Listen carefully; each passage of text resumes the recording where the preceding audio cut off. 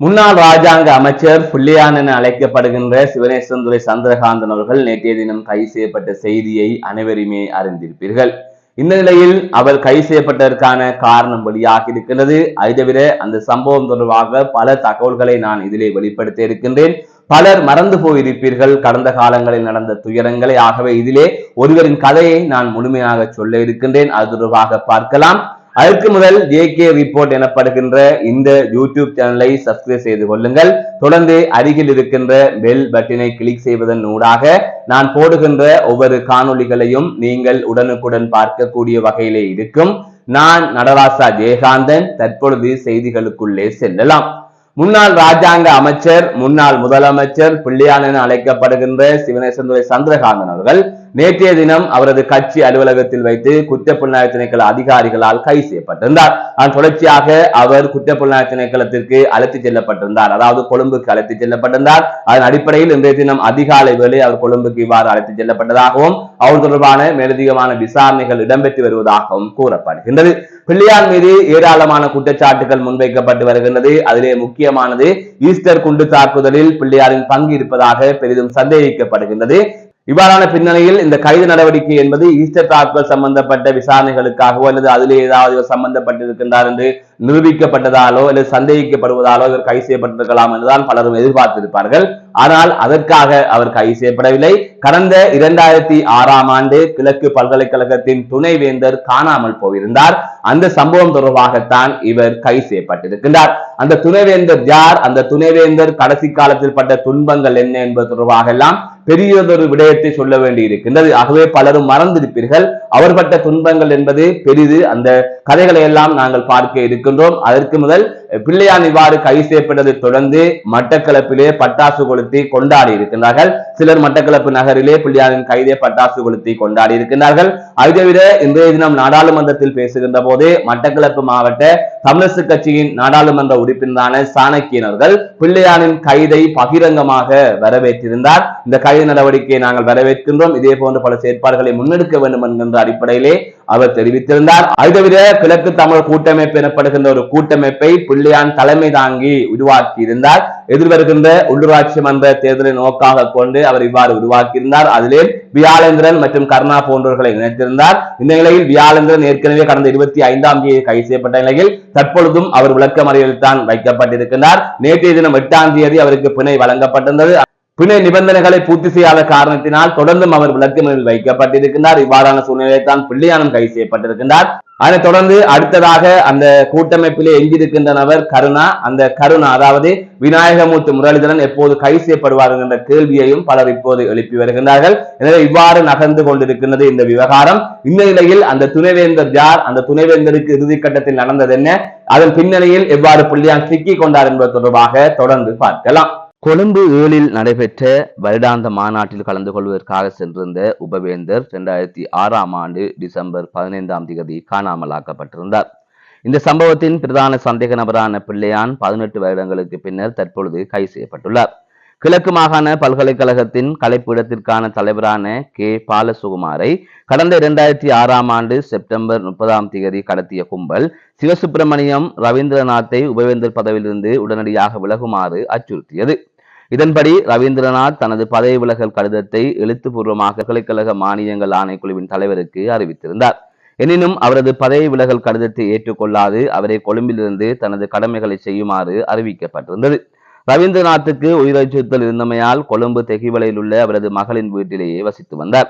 சில தேவைகளுக்காக வெளியில் செல்வதாக இருந்தால் பல்கலைக்கழக மானியங்கள் ஆணைக்குழுவுக்கு அறிவித்து வாகனம் ஒன்றை பெற்றுக்கொண்டு வெளியில் செல்வதை வழக்கமாக கொண்டிருந்தார்.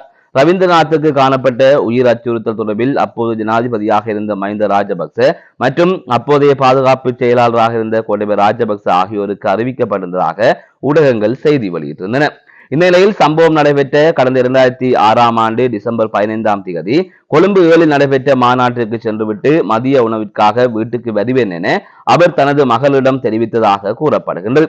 எனினும் மதிய உணவுக்காக அவர் வீட்டுக்கு வரவில்லை என்பதால் அவரது மகள் மதியம் 2:45 மணியளவில் ரவீந்திரநாத்துக்கு தொலைபேசி அழைப்பை மேற்கொண்ட போது அவரது தொலைபேசி சுவிட்ச் ஆஃப் செய்யப்பட்டிருந்ததாகவும் அவரை அழைத்துச் சென்ற சாரதிக்கு தொலைபேசி அழைப்பை எடுத்து பேசிய போது ரவீந்திரநாத்தின் தொலைபேசி சுவிட்ச் ஆஃப் செய்யப்பட்டுள்ளதாக சாரதியும் மகளிடம் கூறியதாக கடந்த 2006ஆம் ஆண்டு மார்கழி மாதம் 24ஆம் தேதி வெளியான சண்டே டைம்ஸ் பத்திரிகை செய்தி வெளியிட்டிருந்தது. பேராசிரியர் பற்றிய தகவல்கள் எதுவும் கிடைக்கவில்லை என்பதால் இது பற்றி பல்கலைக்கழக மானியங்கள் ஆணைக்குழுவிற்கும் அன்றைய தினம் மாலை 7 மணியளவில் தெஹிவலை போலீஸ் நிலையத்திலும் முறைப்பாடு செய்யப்பட்டிருந்தது. காவல் நிலையத்தில் முறைப்பாடு செய்யப்பட்ட சில நாட்களுக்குள்ளேயே காவல்துறை விசாரணைகள் சிஐடிக்கு மாற்றப்பட்டிருந்தது. இதன்போது சிசிர மெண்டிசே சிஐடியின் பணிப்பாளராக இருந்ததுடன் உயிர்த்த ஞாயிறு தாக்குதல் நடைபெற்ற போது புலனாய்வு பிரிவின் பணிப்பாளராக சிசிர மெண்டிசே இருந்தார். கருணா அம்மானின் ஆதரவாளர்கள் என சந்தேகிக்கப்படுபவர்களே பேராசிரியர் ரவீந்திரநாத்தை கடத்தியதாக சண்டே டைம்ஸ் பத்திரிகைக்கு சிஐடியினர் அப்போது தெரிவித்திருந்தார்கள்.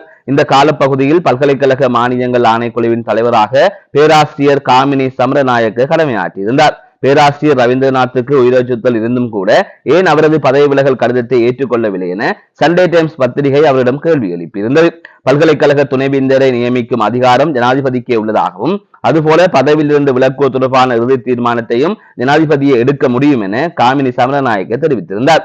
இந்த சம்பவத்தை தொடர்ந்து சில பல்கலைக்கழக விரிவுரையாளர்கள் பல்கலைக்கழகங்களுக்கு வருவதற்கு அஞ்சி சேவைக்கு வருவதை நிறுத்தியதுடன் பல்கலைக்கழகத்தை விட்டு மாணவர்கள் சிலரும் வெளியேறியிருந்தார்கள். பேராசிரியர் ரவீந்திரநாத் காணாமலாக்கப்பட்டு 3 நாட்களின் பின்னர் அவரை உடனடியாக விடுவிக்க வேண்டும் என உலகம் முழுவதிலும் இருந்த 67 நிபுணர்கள் கையெழுத்திட்டு அறிக்கை ஒன்றினை வெளியிட்டிருந்தார்கள்.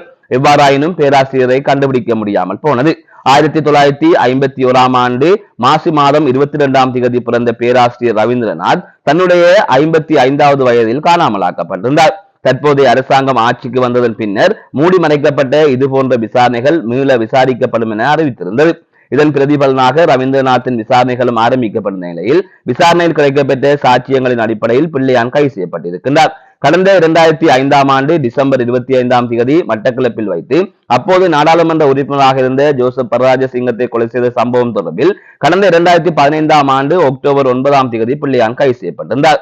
இந்த சம்பவம் தொடர்பில் விளக்கமறியலில் வைக்கப்பட்டிருந்த பிள்ளையான் 2020ஆம் ஆண்டு நவம்பர் மாதம் 24ஆம் தேதி பிணையிலே விடுதலை செய்யப்பட்டிருந்தார். இது தொடர்பான வழக்கு மட்டக்களப்பு மாவட்ட மேல் நீதிமன்ற நீதிபதி டி சூசேதாசன் முன்னிலையில் 2021ஆம் ஆண்டு ஜனவரி 11ஆம் தேதி விசாரணைக்கு எடுத்துக் கொள்ளப்பட்ட போது பிள்ளையானுக்கு எதிராக வழக்கை தொடர விரும்பவில்லை என சட்டமா அதிபர் திணைக்களம் அறிவித்தது. இதன்படி பிள்ளையானை விடுதலை செய்ய நீதிமன்றம் உத்தரவிட்டிருந்தது. பிள்ளையானின் செயலாளராக செயற்பட்ட கன்சிர் அசாத் மௌலானா பிள்ளையான் தொடர்புபட்டிருந்த பல குற்றச்செயல்கள் குறித்தும் பிள்ளையானுக்கு ஈஸ்டர் தாக்குதலில் தொடர்பு இருப்பதாகவும் சனல்போ தொலைக்காட்சியில் தெரிவித்திருந்தார். ஐக்கிய நாடுகள் சபைக்கும் இது பற்றி அசாத் மௌலானா அறிவித்திருந்ததோடு கோட்டபய ராஜபக்ச ஆட்சிக்கு வந்ததன் பின்னர் பிள்ளையானை விடுதலை செய்வதற்கான திட்டம் பற்றியும் வெளிப்படுத்தியிருந்தார். 1975ஆம் ஆண்டு 18ஆம் தேதி பிறந்த பிள்ளையான் தமிழீழ விடுதலை புலிகள் அமைப்பில் 1990ஆம் ஆண்டு சிறுவர் போராளியாக இணைந்து நீண்ட காலமாக செயற்பட்டு வந்தார். பின்னர் புலிகளோடு ஏற்பட்ட உள்ளக முரண்பாடுகளால் கருணா அம்மானோடு புலிகள் அமைப்பிலிருந்து வெளியேறி இலங்கை ராணுவத்திற்கு ஒத்துழைப்பை வழங்கி வந்தார். 2004ஆம் ஆண்டு ஆரம்பிக்கப்பட்டு 2007ஆம் ஆண்டு பதிவு செய்யப்பட்ட தமிழ் மக்கள் விடுதலை புலிகள் கட்சியின் உப தலைவராக இருந்த பிள்ளையான் 2008ஆம் ஆண்டு நடைபெற்ற கிழக்கு மாகாண தேர்தலில் போட்டியிட்டு முதலமைச்சரானார். 2008ஆம் ஆண்டு மே 16ஆம் தேதியிலிருந்து 2012ஆம் ஆண்டு செப்டம்பர் 18ஆம் தேதி வரையில் கிழக்கு மாகாண முதலமைச்சராக செயற்பட்டிருந்தார். பின்னர் மாகாண சபை உறுப்பினராக தொடர்ந்தும் செயற்பட்டு வந்த பிள்ளையான் ஜோசப் பரராஜசிங்கம் கொலை குற்றச்சாட்டில் விளக்கமறியலில் இருந்த போது 2020ஆம் ஆண்டு நடைபெற்ற நாடாளுமன்ற தேர்தலில் போட்டியிட்டு நாடாளுமன்றத்திற்கு தெரிவாகியிருந்தார். அன்றகுமார் திசநாயக்க ஜனாதிபதியாக தெரிவு செய்யப்பட்டு நாடாளுமன்றம் கலைக்கப்படும் வரையில் நாடாளுமன்ற உறுப்பினராகவும் பிள்ளையான் செயற்பட்டு வந்தார். கோட்டபய ராஜபக்சவின் ஆட்சியில் கிராமிய வீதி அபிவிருத்தி ராஜாங்க அமைச்சராக பிள்ளையான் நியமிக்கப்பட்டிருந்தார். கடந்த ஜனாதிபதி தேர்தலின் போது முன்னாள் ஜனாதிபதி ரணில் விக்ரமசிங்கவிற்கு பிள்ளையான் ஆதரவு வழங்கியிருந்தமையும் இங்கு குறிப்பிடத்தக்கது. மீண்டும் ஒரு காணொலி சந்திக்கின்றேன். நான் நடராசா ஜெயகாந்தன்.